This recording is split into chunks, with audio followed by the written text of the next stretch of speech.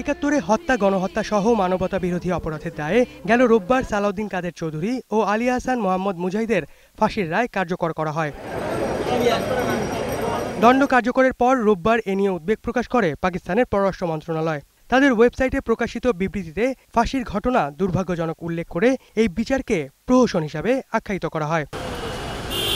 এরই প্রতিবাদে ঢাকায় নিযুক্ত পাকিস্তানের হাই কমিশনার সুজা আলমকে তলব করে পররাষ্ট্র মন্ত্রণালয়। সোমবার দুপুরে রাষ্ট্রীয় অতিথি ভবন পদ্মায় প্রায় আধা ঘন্টা আনুষ্ঠানিকতার পর তার হাতে সরকারের লিখিত প্রতিবাদলিপি তুলে দেওয়া হয়। পরে মন্ত্রণালয়ে সাংবাদিকদের সঙ্গে কথা বলেন পররাষ্ট্র প্রতিমন্ত্রী শাহরিয়ার আলম। বাংলাদেশের অভ্যন্তরীণ বিষয়ে বারবার পাকিস্তানের এই হস্তক্ষেপকে হতাশাজনক বলে মন্তব্য করেন তিনি। আমরা অবশ্যই কিছুটা হতাশ। তারা এ ব্যাপারে মতামত দিয়েছেন যেটি কোনো প্রয়োজন ছিল না। আন্তর্জাতিক কূটনীতিক শিষ্টাচার বহির্ভূত কাজ তারা করেছেন।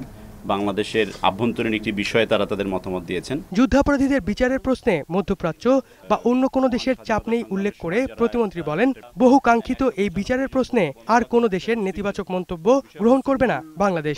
প্রথম যখন ফাঁসি একটি কার্যকর হয় তখন যেই ধরনের আন্তর্জাতিক মতামত ছিল আপনারা নিশ্চয়ই খেয়াল করেছেন যে গত 2 বছরে এটার অনেকখানি পরিবর্তন হয়েছে। কারণ এই প্রশ্নে কোনো রাষ্ট্রের নেতিবাচক মন্তব্য গ্রহণ করার মতো অবস্থায় বাংলাদেশ এখন আর নেই। যত বাধাই আসুক না কেন আমরা এই বিচারগুলি করে যাব।